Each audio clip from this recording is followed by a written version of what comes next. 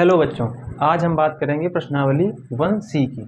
तो इसमें देखिए, सबसे पहला टर्म है परिमेय संख्याएं। आज हम परिमेय संख्याओं के बारे में पढ़ेंगे। प्रश्नावली 1B पूरी खत्म हो गई थी और 2 सवाल हमने होमवर्क के लिए दिए थे। और जिन भी बच्चों के ना हुए हों अभी भी कमेंट में जा करके बता सकते हैं। ठीक है, देखो परिमेय संख्याएं क्या होती हैं। वे संख्याएं जिन्हें हम P/Q के रूप में लिख सकते हैं। अब P/Q के रूप का क्या मतलब है?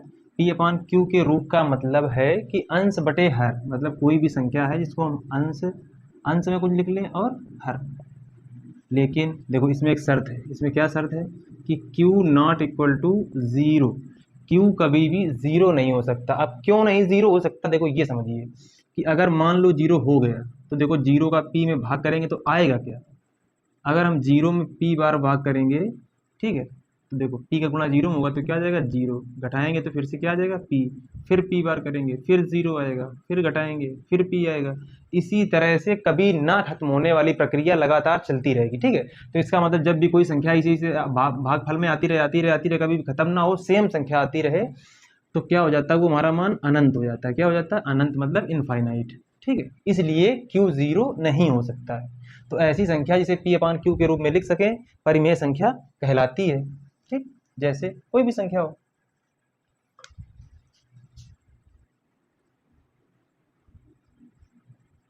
दो बटे पाँच, 7/11, 8/13 या 20 बटे कुछ भी हो। ठीक, कोई भी संख्या हो इस तरह की, या ऐसे ही लिखा हो, मान लो 15 लिखा है तो क्या हम 15/1 नहीं लिख सकते हैं? 15/1 भी लिख सकते हैं, तो P/Q के रूप का हो गया। या इसको हम लिख सकते हैं 30/2 लिख सकते हैं। 30/2 अगर इसको हम काट दे तो फिर से 15 ही आ जाएगी। मतलब P/Q के रूप का है और Q कभी भी नीचे जीरो नहीं होना चाहिए। अब देखिए अपरिमेय संख्याओं के बारे में। अपरिमेय संख्या, जब आपको परिमेय समझ में आ जाएगा तब अपरिमेय भी आसानी समझ में आ जाएगी। देखो अपरिमेय में क्या होता है, कह रहा अपरिमेय में कि जिसे P/Q के रूप में ना लिख सके, जिसे P/Q के रूप में ना लिख सके, मतलब P/Q के रूप में, ठीक है, ना लिख सके, जिसे P/Q के रूप में ना लिख सके। या आप ऐसे याद रखिए कि कोई भी रूट वाली संख्याएं हो, कोई भी रूट मतलब जिनके ऊपर वर्गमूल चढ़ा हो, जिनके ऊपर वर्गमूल चढ़ा हो, इस तरह से दो लिखा, रूट के अंदर दो, मतलब वर्गमूल के अंदर दो, तो ये क्या हो गई? हमारी अपरिमेय हो गई। रूट के अंदर 5 लिखा हो, ये क्या हो गई? हमारी अपरिमेय हो गई। रूट के अंदर 10 लिखा, ये हमारी क्या हो गई? अपरिमेय। अब कुछ बच्चों के दिमाग में आएगा कि रूट के अंदर अगर 4 हो, रूट के अंदर 16 हो, रूट के अंदर 9 हो, जब भी कोई ऐसी संख्या वर्गमूल के अंदर हो जो किसी का वर्ग हो। 4 किसका वर्ग है? 2 का, तो 2 से ये रूट कट जाएगा, मतलब हट जाएगा, तो 2 हमारा बाहर आ जाएगा। इसमें देखो 16 किसका वर्ग होता है? 4 का, तो 4 बाहर आ जाएगा। 9 किसका वर्ग होता है? 3 का वर्ग होता है। तो ये हमारी क्या है? अपरिमेय संख्याएं नहीं है, ये हमारी अपरिमेय संख्याएं हैं। अब देखिए, जिन बच्चों को ये ना पता हो कि स्क्वायर से रूट कैसे कटता है, सभी ने बता दिया कि स्क्वायर से रूट कट जाता है, लेकिन देखो इसको आप याद ना करिए, इसको आप समझिए कि स्क्वायर से रूट कटता कैसे। मान लो हमने 4 लिखा, क्या लिखा हमने? 4। ठीक, 4 के ऊपर हमारा वर्गमूल लग गया, मतलब रूट लग गया। अब देखो रूट का मतलब होता है घात में 1/2, घात में 1/2। 1/2 का मतलब आधा, 2 का 1 भाग मतलब आधा। अब देखो 4 किसका स्क्वायर होता है? 2 का, 2 का स्क्वायर किया और घात में आधा कर दिया। कितना कर दिया? घात में आधा। रूट का मतलब घात में आधा। अब देखो जब भी किसी संख्या की घात के ऊपर घात हो, क्या, जब भी किसी संख्या की घात के ऊपर घात हो तो घातों का आपस में गुणा हो जाता है। तो 2 का गुणा 1/2 में हो गया, 2 से 2 कट गया, एक बार 2 एकम 2, तो 2 की घात कितना आ गया? 1। और किसी भी संख्या की घात में अगर 1 होता तो वही संख्या आ जाती है। इस तरह से हमारा वर्गमूल हट जाता है। ठीक है, जब अंदर कोई संख्या ऐसी होती है जिसका वर्ग हो सके तो उस स्क्वायर से, उस वर्ग से हमारा वर्गमूल हट जाता है। इसी तरह से 16 का हो जाएगा, स्क्वायर करेंगे, स्क्वायर से उसकी घात आधी होगी, आधी से वो कट जाएगा तो हमारा 1 आ जाता है घात में, तो वही संख्या आ जाती है। अब देखो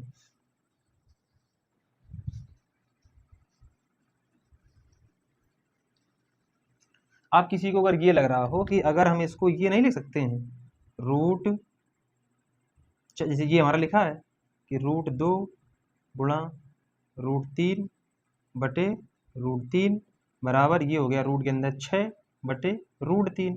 अब किसी बच्चे को ये लग रहा हो कि ये तो देखो P/Q के रूप में हमने लिख लिया, इसको तो हमने P/Q के रूप में लिख लिया, इसको हमने P/Q के रूप में लिख लिया। लेकिन देखो समझो, कोई भी संख्या रूट के अंदर अगर है, रूट से अगर बाहर निकल रही है, रूट से अगर बाहर निकल रही है तब तो वो परिमेय संख्या होती है, अगर रूट के अंदर ही है तो वो परिमेय संख्या नहीं होती। अब देखो इसको कट कर देंगे, इसको हम कट कर देंगे तो क्या आ जाएगा हमारा √2 आ जाएगा। क्या आ जाएगा? रूट के अंदर 2 आ जाएगा, तो फिर वही आ गया। ठीक है, तो ये हमारी क्या हो गई? अपरिमेय संख्या हो गई। इसको P/Q और हर में रूट में नहीं होना चाहिए, मतलब अंश या हर में तो संख्या वर्गमूल के अंदर नहीं होनी चाहिए। अब देखो किसी के दिमाग में अगर आए कि √2, इसको हम ऐसे भी तो लिख सकते हैं, इसको हम इस तरह से भी तो लिख सकते हैं, लेकिन देखो एक का चाहे आप वर्गमूल कीजिए या उसकी घात में कितनी भी कीजिए, हमेशा क्या आता है? एक ही आता है, तो बाहर क्या आ जाएगा? एक आ जाएगा। और एक का तो सब में गुणा और भाग होता है, लेकिन क्या ये एक रूट को हटा सकता है? नहीं हटा सकता है, इसलिए रूट तो बना ही रहेगा, तो वो भी हमारी क्या होगी? अपरिमेय संख्या है। बस एक केस ऐसा है जो संख्या ऐसी हो कि उसका पूरा पूरा वर्गमूल निकल रहा हो, जैसे 4, 9, 16, 25, 36, 49, 64, 81, 100, 121, 144। इसीलिए हमने आपसे कहा था कि 30 तक वर्ग याद कर लीजिए, जिससे क्या होता है आप लोगों को आसानी रहेगी सवालों को लगाने में। ठीक है, तो परिमेय और अपरिमेय समझ में आया। अब इसके बाद में हम एक चीज समझेंगे। देखो भाज्य अभाज्य के बारे में तो पढ़ लिया था हमने पिछली प्रश्नावली में। ठीक है, अब पढ़ेंगे हम सह अभाज्य के बारे में। किसके बारे में? सह अभाज्य। अब सह अभाज्य क्या होती है? सह अभाज्य संख्याएं पहली क्लास में अगर आप लोगों ने पढ़ा है देखो, तो आज आपका रिवीजन हो जाएगा। ठीक, अब सह अभाज्य क्या होती है? ऐसी दो संख्याएं जिनका मासा मतलब HCF 1 हो, जिनका HCF कितना हो? 1 हो। ऐसी संख्याएं जिनका मासा 1 हो, जिनका मासा कितना हो? 1। ठीक, जैसे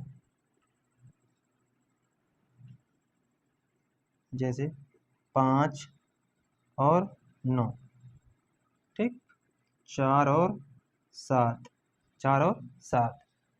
इसके बाद में कोई भी संख्या ले लीजिए, 8, 13। मतलब ये नहीं है इसमें जैसे अभाज्य शब्द आया तो कुछ बच्चों को क्या कन्फ्यूजन हो जाती है, क्या दिक्कत हो जाती है कि वो सोचते हैं कि दो अभाज्य संख्या जैसे 3 और 5 यही सही अभाज्य। नहीं, ऐसा नहीं है। 8 देखो ये भाज्य है, 13 अभाज्य, लेकिन इन दोनों का मासा कितना है? 1 है। इनका मासा कितना है? इनका HCF कितना है? 1 है। तो ऐसा नहीं है कि दोनों अभाज्य संख्याएं ही होनी चाहिए, एक भाज्य हो सकती है, एक अभाज्य हो सकती है, बस हमें ये देखना है कि उनका मासा 1 होना चाहिए। ठीक है, अब देखो कोई भी भिन्न, जैसे P/Q के रूप में हमने लिखा था, तो इसमें क्या होता है कि देखो ये दोनों संख्याएं जो अंश और हर होते हैं आपस में कैसे होते हैं? सह अभाज्य होते हैं। देखो 2 और 5 क्या है? सह अभाज्य हैं। 7 और 11 क्या है? सह अभाज्य हैं। 8 और 13 क्या है? सह अभाज्य हैं। इसके बाद में 20 और 45 क्या है? सह अभाज्य। देखो अब कुछ लोगों के दिमाग में आएगा कि हम 30/2 भी तो लिख सकते हैं, तो क्या ये भी आपस में सह अभाज्य हैं? लेकिन जब भी कभी हम आंसर निकालते हैं, उत्तर निकालते हैं, तो कभी भी इस तरह से आपने आज तक उत्तर नहीं देखा होगा कि आपका हल करने के बाद में ये है। हमेशा आप क्या करते हैं? हल करके ही लिखते हैं। ऐसा नहीं है कि ऊपर वाली संख्या जैसे ये 8/4 आपने लिखा हुआ नहीं देखा होगा उत्तर में, ये हल करने के बाद भी आपका 8/4 आ रहा। आप क्या करते हैं? 4 दूना 8, 2 बार इसको काट देते हैं। ठीक है, तो समझ में आ गई होंगी चीजें। अब हम इसमें क्या करेंगे? देखो परिमेय के बारे में, अपरिमेय के बारे में और सह अभाज्य के बारे में प्रश्नावली 1C में पढ़ेंगे।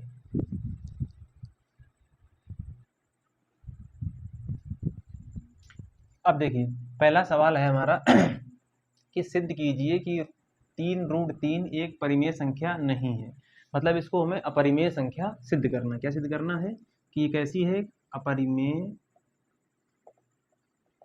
संख्या। देखो जो परिमेय नहीं होगा वो अपने अपरिमेय, जो परिमेय नहीं होगा वो अपरिमेय होगा, और जो अपरिमेय नहीं होगा वो परिमेय होगा।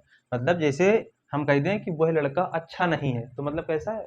बुरा है। अगर हम कह दें कि बुरा नहीं है, तो मतलब अच्छा है। ठीक है, तो परिमेय संख्या नहीं है तो अपरिमेय संख्या है। तो हमें क्या सिद्ध करना है कि सिद्ध कीजिए कि 3√3 एक परिमेय संख्या नहीं है, मतलब एक अपरिमेय संख्या है। तो अब आप लोग कहेंगे कि ये रूट हमें दिख रहा था, यानी कि ये परिमेय है, लेकिन हमें इस बात को सिद्ध करके दिखाना। देखो अब हमें अपरिमेय के बारे में कुछ पता नहीं है कि अपरिमेय, हमें यही पता परिमेय के बारे में कि जो परिमेय नहीं होता वो परिमेय होता है, जो परिमेय नहीं होता वही अपरिमेय होता है। अगर हम उस संख्या को परिमेय मान लें, अब क्या करें, हम माना 3√3 एक परिमेय संख्या है, एक परिमेय संख्या है, एक परिमेय संख्या है, ये हमने मान लिया। ठीक है, अब क्या करें, इसको हम गलत सिद्ध कर दें, इसको हम गलत सिद्ध कर दें अगर कि ये एक परिमेय संख्या नहीं है, तो क्या हो जाएगी, हमारी अपरिमेय संख्या हो जाएगी। देखो मैं कहीं सिद्ध करना, जब ये संख्या परिमेय होगी, जब ये इसको हमने क्या मान लिया परिमेय, तो ये मतलब P/Q के रूप की होगी। किसके रूप की होगी, P/Q के रूप की। तो 3√3 बराबर हम क्या लिख लेंगे, A/B लिख लो या P/Q, या कुछ भी अपने आप से B/C लिख लो, D/E लिख लो, कुछ भी लिख लो। ठीक है, अब देखो √3 इधर ही रखेंगे हम और इसको इधर ले जाएंगे। देखो ये इधर गुणा में है, इधर आ जाएगी भाग में आ जाएगी, तो ये क्या हो जाएगा 3b हो जाएगा। अब देखिए जहां a, b क्या है, सह अभाज्य संख्याएं हैं। यही सबसे इंपॉर्टेंट पॉइंट है कि a, b क्या है, सह अभाज्य। जब भी कोई भिन्न के रूप का लिखा होता है वो हमारा क्या होता है, वो आपस में क्या होते हैं, सह अभाज्य होते हैं। मतलब ना a में किसी का भाग जाएगा ना b में किसी का भाग जाएगा, केवल एक का जाएगा। किसका जाएगा, केवल एक का, मतलब इन दोनों का मासा क्या होगा, a और b का एक होगा। ठीक है, तो अब देखिए, अब दोनों पक्षों का वर्ग करने पर, दोनों पक्षों का वर्ग करने पर, दोनों पक्षों का वर्ग करने पर, अब आप लोग कहेंगे वर्ग क्यों किया, वर्ग इसलिए किया क्योंकि ऐसा नहीं कि हमने केवल परिमेय माना है, केवल परिमेय मानने के अलावा हम इसको सिद्ध करके भी, मतलब इसका जो वर्गमूल है उसको भी हटाने का प्रयास करेंगे, फिर भी हम दिखाएंगे कि ये एक परिमेय संख्या नहीं है। ऐसा नहीं कि जब तक रूट बना रहेगा तब तक ये हमारी परिमेय नहीं होगी। जब इसको हम परिमेय दिखा कर भी परिमेय ना हो ये सिद्ध कर दें तो क्या हो जाएगी, अपरिमेय हो जाएगी। देखो जब दोनों पक्षों का वर्ग करेंगे, तो जब इसका वर्ग करेंगे तो √3 का जब हम वर्ग करेंगे, इधर a/3b का वर्ग करेंगे। ये याद रखना कि जब भी आप बाएं पक्ष का वर्ग करेंगे तो आपको दाएं पक्ष का वर्ग करना पड़ेगा। मतलब जो भी करना, हमने बहुत बार बताया कि जो भी करना है दोनों पक्षों का करिए, ये नहीं कि एक तरफ वर्ग कर दिया एक तरफ नहीं किया, जो करना है दोनों तरफ कीजिए। ठीक है, अब देखिए इस स्क्वायर से ये रूट हट जाएगा। देखो 3 बाहर आ गया, a का स्क्वायर a स्क्वायर, 3 का स्क्वायर 9, b का स्क्वायर b स्क्वायर। ठीक है, अब देखिए अब हम क्या करेंगे, b स्क्वायर को इधर ले आएंगे, 9 त्रिक 27 b स्क्वायर बराबर a स्क्वायर। अब b स्क्वायर, इसको हम 27 को बटे में ले जाएंगे। अब देखिए कि अब हम इसको परिमेय हमने मान लिया, लेकिन हम इसको परिमेय की संख्याएं नहीं है, ये कैसे सिद्ध कर सकते हैं। अगर जैसे देखो a और b क्या है, सह अभाज्य, इनमें सिर्फ एक एक यही कॉमन है, मतलब इनका मासा क्या है, एक। अगर हम कोई ऐसी संख्या 3 3 3 3 का दोनों में भाग करके जबरदस्ती दिखा दें, जबरदस्ती भाग करके दिखा दें, या 4 5 6 कोई भी संख्या ऐसी हो जो दोनों में हम भाग करके दिखा दें, तो वो संख्याएं फिर अभाज्य संख्याएं नहीं रह जाएंगी।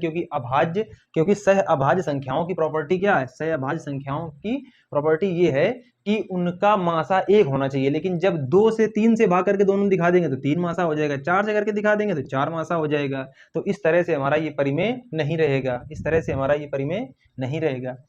जब परिमेय नहीं रहेगा तो वो संख्या क्या हो जाएगी, अपरिमेय हो जाएगी अपने आप। अब देखो यहाँ क्या लिखेंगे, चूंकि a स्क्वायर में 27 का भाग जा रहा है, 27 का भाग जा रहा है, इसलिए a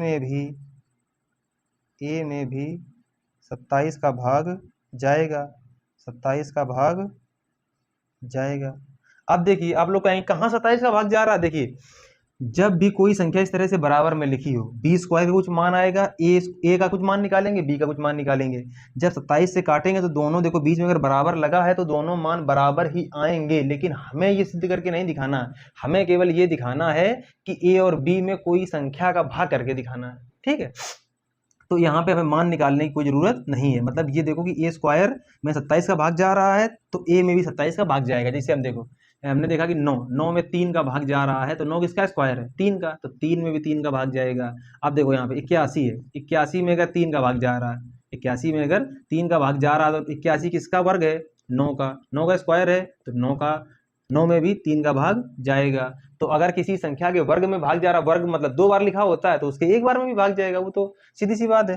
ठीक, अब देखिए इसके बाद में अब हम क्या करेंगे आगे, कि माना a बराबर 27c। अब आप लोग कहेंगे कि a बराबर हमने 27c क्यों माना? देखो, जब भी जो भी हर में हो, जो भी हर में हो उसी के बराबर हम a को मान लेते। देखो ऐसा किस लिए हमने किया। अब जब इसका मान यहाँ पे रखेंगे तो b स्क्वायर बराबर, एक जगह पे हमने कितना माना? 27c माना, तो 27c जब रखेंगे इसका स्क्वायर करेंगे पूरे का बटे 27। अब देखिए b स्क्वायर बराबर 27 का स्क्वायर मतलब 2 बार 27 को लिखेंगे, या आप 729 लिख सकते हैं इंटू सी स्क्वायर बटे 27। एक 27 से एक 27 कट गया। देखो अगर हम वही संख्या नहीं मानेंगे, क्योंकि हमें बी में भी उसी संख्या का भाग करना है जिससे हमने ए में किया था। देखो ए में हमने दिखाया है 27 का भाग करके, तो बी में भी तो हमें 27 का भाग करके दिखाना पड़ेगा, तभी तो ये बात गलत होगी कि ए और बी सहअभाज्य संख्याएं हैं, ए और बी सहअभाज्य संख्याएं हैं। देखिए अब ये क्या आ गया? बी स्क्वायर, आप 27 देखो गुणा में है, इधर आया तो भाग में आ गया, बराबर सी स्क्वायर। सी कोई पूर्णांक है, सी कोई पूर्णांक है, कोई संख्या है। ठीक है, अब देखिए अब हम क्या लिखेंगे, चूंकि बी स्क्वायर में 27 का भाग जा रहा है, 27 का भाग जा रहा है, इसलिए बी में भी 27 का भाग जाएगा, बी में भी 27 का भाग जाएगा। भाई जब बी स्क्वायर में 27 का भाग जा रहा है तो बी में भी 27 का भाग जाएगा। अब देखो जब भी, बस यहां से आपको याद रखना कि जो नीचे है, जो भी मान नीचे है उतना बराबर मानेंगे। और क्यों मानेंगे? क्योंकि उसका वर्ग होगा तो वो 2 बार आ जाएगा, तो एक बार नीचे वाले से वो, जिसे 27 कट गया, अगर हम कुछ और मान लेते तो क्या पूरा पूरा ये कट पाता? और हमें क्या देखना है? अब आप लोग कहेंगे कि हमें कैसे पता चले? देखो जो संख्या में मान आएगा, जो नीचे बचता से याद रखिए कि जो नीचे है उसी का हमें ए बराबर उसी के हमें मानना, क्योंकि वो आगे जाकर के कट जाएगा। देखो हमें पता तो है कि अपरिमेय संख्या है, दिखने में भी लग रहा है, लेकिन इसको हमें सिद्ध करके दिखाना है। तो बस ये हम गलत कर दें कि ए और बी सहअभाज्य संख्याएं नहीं है, सहअभाज्य नहीं है तो मतलब ये भिन्न नहीं है, भिन्न नहीं मतलब ये परिमेय संख्या नहीं है। जब परिमेय नहीं है तो क्या हो जाएगी? अपरिमेय हो जाएगी। अब देखिए चूंकि यहाँ पे लिखिए ए कामा बी में 27 का भाग जा रहा है, क्योंकि ए और बी में 27 का भाग जा रहा है, इसलिए विरोधाभास प्रकट हो रहा है। अब किस बात का विरोधाभास प्रकट हो रहा है? किस बात का विरोधाभास प्रकट हो रहा है? कि जो ए और बी है, जो देखो जब ये ए और बी में 27 का भाग जा रहा है तो विरोधाभास प्रकट हो रहा है। किस बात का विरोधाभास प्रकट हो रहा है? कि ए अपॉन बी क्या है? परिमेय संख्या नहीं है, परिमेय संख्या नहीं है। इस बात का विरोधाभास प्रकट हो रहा है, क्योंकि ए बी में 27 का भाग चला गया मतलब ये इसका मासा हो गया, तो ये सहअभाज्य की प्रॉपर्टी तो गलत हो गई। जब सहअभाज्य की प्रॉपर्टी गलत हो गई तो यानी कि ये पी अपान क्यू के रूप का नहीं है, और जब पी अपान क्यू के रूप का नहीं तो ये परिमेय भी नहीं है, और जब परिमेय नहीं तो क्या हो जाएगा? अपरिमेय हो जाएगा। इसलिए 3√3 एक अपरिमेय संख्या है।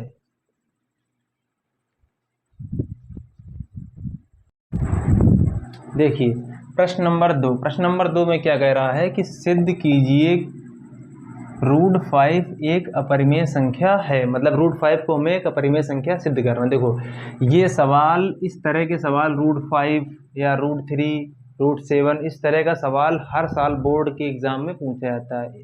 अब की बार भी जो एग्जाम हुए हैं उसमें कई शिफ्ट में ये सवाल बिल्कुल डिट्टो यही सवाल आया है कि √5 एक अपरिमेय संख्या है।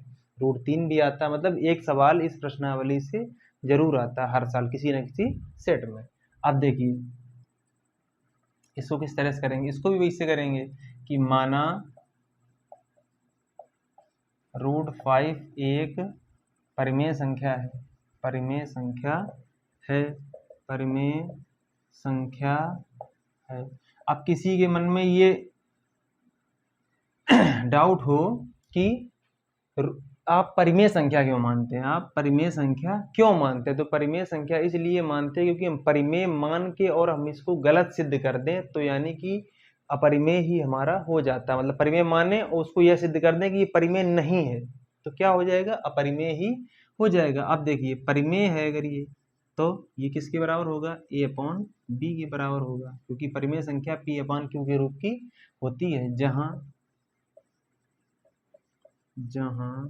a कामा b क्या है, हमारे सह अभाज्य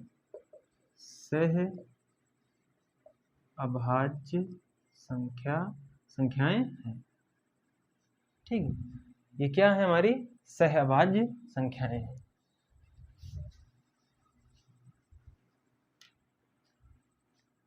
थोड़ा इधर से करते हैं सवाल को, a अपॉन बी जहां a कामा बी क्या है, सह अभाज्य संख्या है, सह अभाज्य संख्याएं हैं। ठीक, अब देखिए दोनों पक्षों का वर्ग करने पर, दोनों पक्षों का वर्ग करने पर, वर्ग करेंगे तो देखिए इसका वर्ग करेंगे तो हमें इसका भी वर्ग करेंगे। अब देखिए स्क्वायर से रूट हट जाएगा तो 5 बराबर a स्क्वायर बटे बी स्क्वायर, a स्क्वायर बटे बी स्क्वायर। अब देखिए बी स्क्वायर को इधर ले आएंगे तो हो जाएगा 5b स्क्वायर बराबर a स्क्वायर। अब 5 को हम इधर भाग में ले आएंगे तो a स्क्वायर बटे 5। अब लिखेंगे चूंकि a स्क्वायर में 5 का भाग जा रहा है या a स्क्वायर 5 से विभाजित हो रहा है, इसलिए a भी 5 से विभाजित होगा। हमने बताया था कि जो हर में हो, जो नीचे हो उसी के बराबर हम मान लेते हैं। तो अब हम क्या करेंगे आगे, माना a बराबर 5c, a बराबर 5c। अब ये मान इसमें रखने पर तो b स्क्वायर बराबर a की जगह हमने 5c माना है तो 5c का हम वर्ग कर देंगे, क्योंकि a का स्क्वायर है ना, हमने माना a की जगह पे है ना कि a स्क्वायर की जगह पे माना, हमने a की जगह पे माना है 5c ना कि हमने a स्क्वायर की जगह पे माना है। तो a की जगह मान रख के उसका हम वर्ग कर देंगे, तो इसका हमने वर्ग कर दिया अपॉन में 5। तो b स्क्वायर बराबर 5 का स्क्वायर 25c स्क्वायर बटे 5, ये कट गया 25। अब देखो ये गुणा में लिखा इधर आ जाएगा तो भाग में, बस हमें यही तो दिखाना था। अब यहाँ पे आप c मान लीजिए, q मान लीजिए, s मान लीजिए, z मान लीजिए, y मान लीजिए, कुछ भी मान लीजिए। अब यहाँ लिखेंगे चूंकि b स्क्वायर में 5 का भाग जा रहा है, 5 का भाग जा रहा है, इसलिए b में भी 5 का भाग जाएगा, 5 का भाग जाएगा।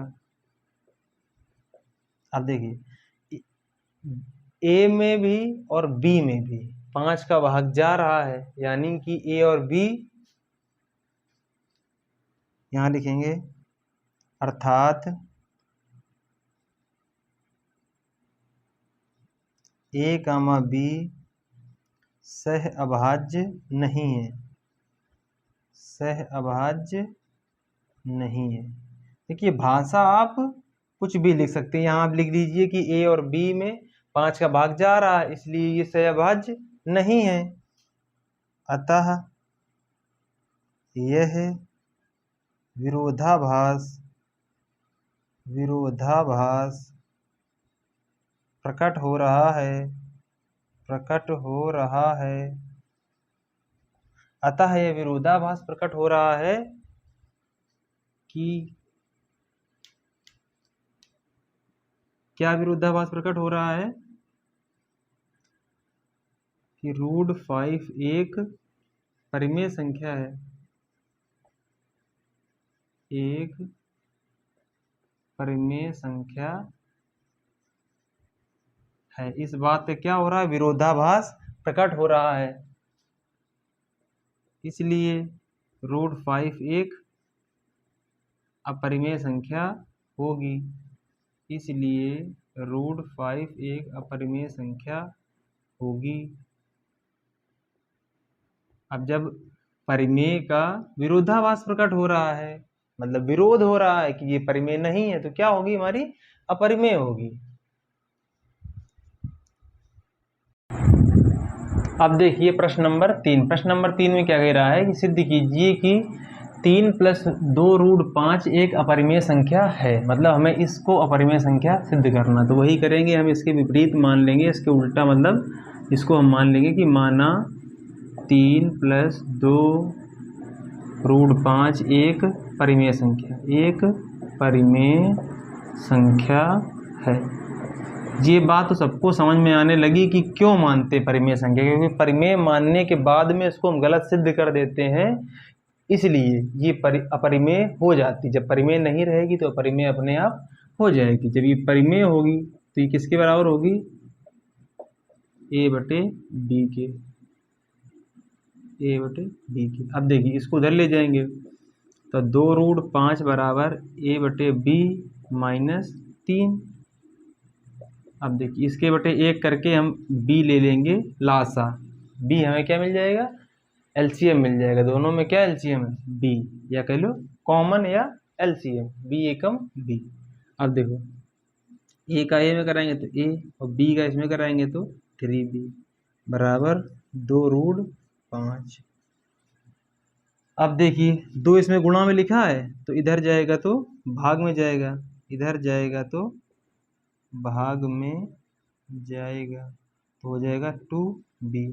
अब देखिए जरा कि अगर हम देखो b, अभी दोनों बराबर लिखे हैं आपस में, b का इसमें तो भाग जाएगा, 2b का इसमें तो भाग जाएगा, क्योंकि b से b तो कट ही जाएगा। लेकिन इसमें भी भाग करेंगे तो इसमें भी भाग जाना पड़ेगा, क्योंकि अगर भाग नहीं जाएगा तो कुछ ना कुछ यहाँ पे मान आएगा, उससे हम घटाएंगे तभी तो ये आएगा हमारा, तभी तो ये हमारा आएगा। तो मतलब 2b का a में भी जाएगा और b में भी जाएगा। तो यहाँ पे लिख सकते हैं कि a, b, ये लिख लो कि विरोधाभास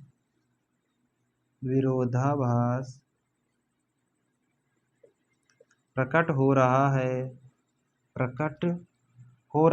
कि a, b सहअभाज्य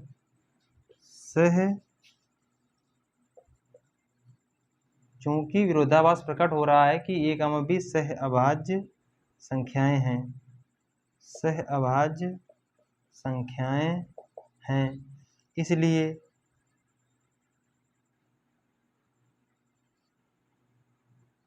√5 एक, या पूरा लिख लो आप, ऐसे लिख लो कि इसलिए 3 + 2√5 एक अपरिमेय संख्या होगी, अपरिमेय संख्या होगी। अब बार बार वो लिखें कि क्योंकि विरोधाभास प्रकट हो रहा है, a, b परिमेय संख्या नहीं है, a/b परिमेय संख्या नहीं है, इसलिए ये अपरिमेय संख्या होगी। या आप ऐसे दिखा सकते हैं कि देखिए a - 3b/2b, ये क्या हमारे पूर्णांक है, ऊपर वाला भी पूर्णांक, नीचे वाला पूर्णांक, मतलब कोई संख्या है, ठीक है। अब ये प्लस किया है या माइनस किया है अभी हमें कुछ पता नहीं। तो जब ये पूर्णांक है, ये परिमेय है, p/q के रूप का है, तो ये भी परिमेय होगा। लेकिन ये विरोधाभास प्रकट हो रहा है कि √5, क्योंकि हमें पता है कि √5 एक अपरिमेय संख्या होती है, इसलिए ये अपरिमेय संख्या होगी, कुछ भी लिख लीजिए, वो आपके भाषा लिखने पे है, बस आपको ये समझना है कि देखो अब यहाँ पे आप लोग सोचेंगे कि इसका हमने वर्ग क्यों नहीं किया, दोनों पक्षों में वर्ग करेंगे तो सवाल हमारा फंसता हुआ चला जाएगा, क्योंकि ये देखो इसके बटे में आ गया, इसका करेंगे तो a प्लस बी का होल स्क्वायर खुलेगा, क्योंकि जब हमें यहीं पे मिल रहा है, जब हमें यहीं पे मिल रहा है कि 2b का a में भी भाग जा रहा है और 2b का b में भी भाग जा रहा है, दोनों संख्याओं में कोई संख्या है, मान लो कोई संख्या है 3 का 3 में भी जा रहा है, 3 का 9 में भी भाग जा रहा है, तो ये दोनों के आपस में कभी भी सहअभाज्य हो सकती हैं? नहीं हो सकती हैं। तो ये विरोधाभास प्रकट हो रहा है कि a कमा b सहअभाज्य संख्याएं, जब ये सहअभाज्य नहीं है मतलब परिमेय नहीं है तो क्या होगा, परिमेय होगा। लिखने को आप भाषा कुछ भी लिख सकते हैं।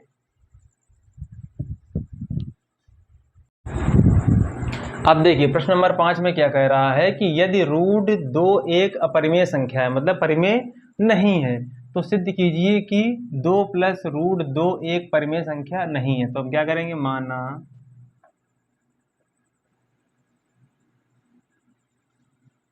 2 प्लस रूट 2 क्या है, एक परिमेय संख्या है, एक परिमेय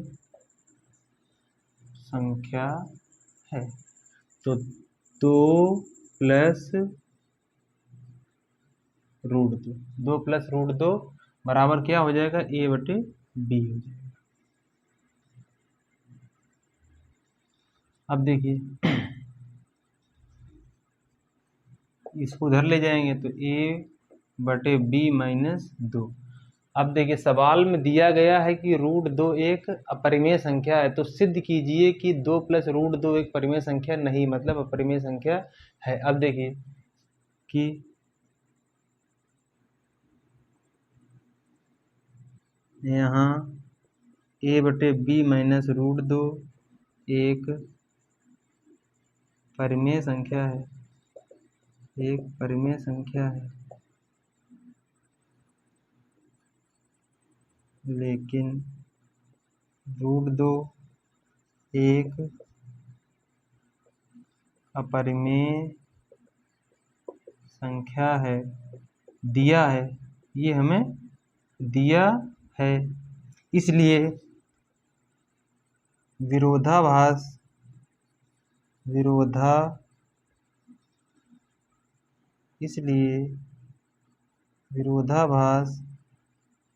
प्रकट होता है,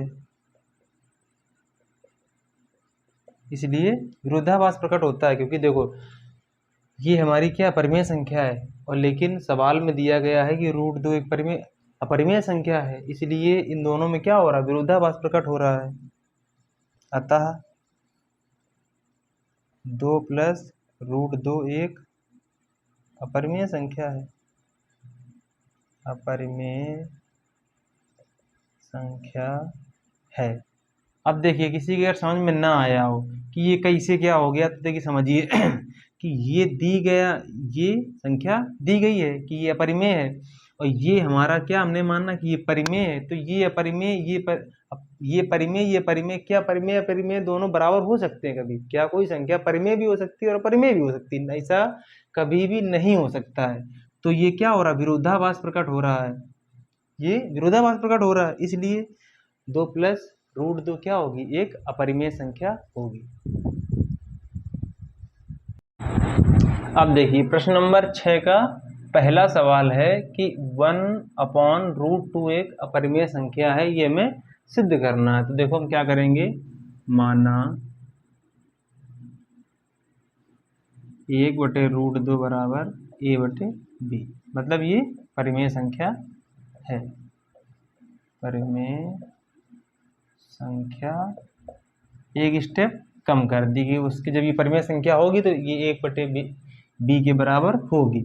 अब देखो a बराबर ये इधर चला जाएगा, या ऐसे ही कर लो, दोनों पक्षों का वर्ग करने पर, दोनों पक्षों का वर्ग करने पर, इंग्लिश में इसको कहते हैं squaring both side, squaring both side. जब इसका वर्ग करेंगे तो 1 का वर्ग 1 और रूट 2 का वर्ग 2, a का a स्क्वायर बटे b स्क्वायर, इसको इधर ले आएंगे तो बी स्क्वायर हो जाएगा। ये देखो ये भाग में था तो ये गुणा में आ गया, ये भाग में इधर है तो ये इधर कहाँ जाएगा, गुणा में चला जाएगा। या इसको यहीं रहने दीजिए, इसको यहीं रहने दो। अब हम लिखेंगे चूंकि बी स्क्वायर में 2 का भाग जा रहा है, 2 का भाग जा रहा है, इसलिए बी में भी या बी भी 2 से विभाजित 2 से विभाजित 2 से विभाजित होगा। जब 2 से विभाजित होगा आप क्या करेंगे, माना अब देखिए b में हमने भाग किया तो b को अब हम खत्म कर लें, b को अब हम खत्म कर लें। पहले उधर क्या करते थे, a में भाग करते थे, a स्क्वायर में भाग हो जाता था। तो जिसमें भाग हो जाए, जिसमें भाग हो जाए उस संख्या की जगह पे कुछ आप मान लीजिए। तो b बराबर देखिए नीचे क्या है, 2 है, तो 2c हमने मान लिया। अब जब b की जगह पे 2c रखेंगे तो 2 का स्क्वायर 4, या रख के देख लो अब इसे, 2c का स्क्वायर बटे 2 बराबर a स्क्वायर। अब देखिए 2 का स्क्वायर 4, c का स्क्वायर c स्क्वायर बटे 2 बराबर a स्क्वायर। 2 दूना 4। अब 2 इधर गुणा में उधर जाएगा तो भाग में, तो c स्क्वायर बराबर a स्क्वायर बटे 2। अब लिखेंगे यहाँ पे चूंकि a स्क्वायर में 2 का भाग जा रहा है, 2 का भाग जा रहा है, इसलिए a में भी 2 का भाग जाएगा।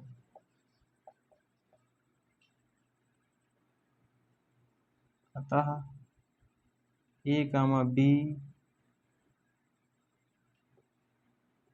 सह अभाज्य नहीं है, सह अभाज्य नहीं है, तथा ये विरोधाभास प्रकट करते हैं, तथा ये विरोधाभास प्रकट करते हैं, तथा ये विरोधाभास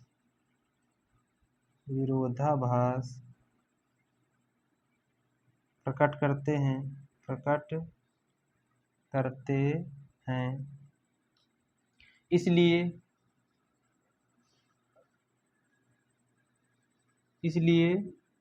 √5 क्या होगी, अपरिमेय संख्या होगी। क्या होगी, अपरिमेय। क्या होगी, अपरिमेय संख्या होगी। अपरिमेय संख्या मतलब अपरिमेय संख्या है, अपरिमेय संख्या होगी, क्या है, अपरिमेय संख्या है।